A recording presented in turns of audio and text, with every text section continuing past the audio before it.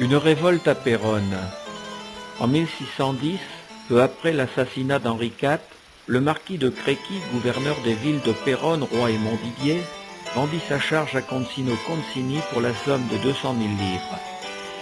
Favori de la régente, Marie de Médicis, l'Italien racheta aussi le marquisat d'Ancre, ENCRE, pour 300 000 livres.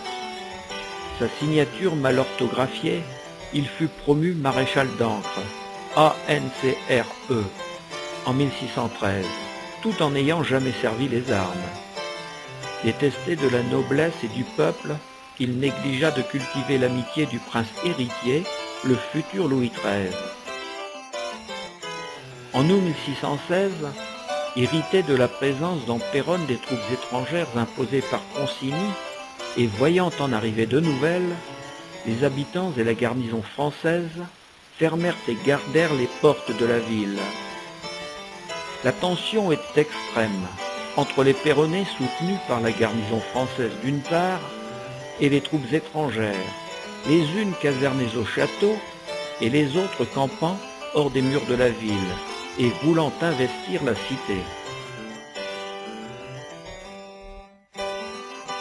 Les habitants envoyèrent au jeune roi, alors âgé de 15 ans, et au duc de Longueville, gouverneur de Picardie, une députation chargée de confirmer au monarque l'obéissance des Péronnais à sa majesté et de l'informer du désarroi de la population.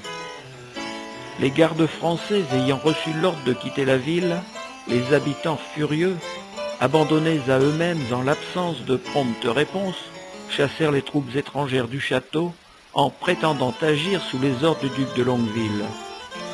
En novembre, le conseil du roi, après s'être informé de la loyauté des Péronnais, la garde française reçut un contre-ordre et revint à Péronne, à la joie des habitants heureux de se trouver quittes à si bon compte.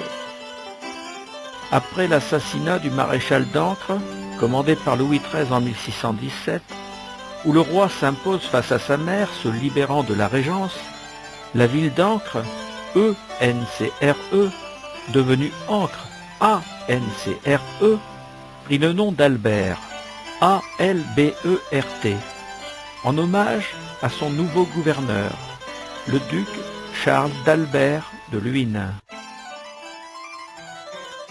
Cet épisode de l'histoire locale fut publié en 1885 par Alfred Denicourt sous le titre « Une révolte à Péronne sous le gouvernement du maréchal d'Ancre ».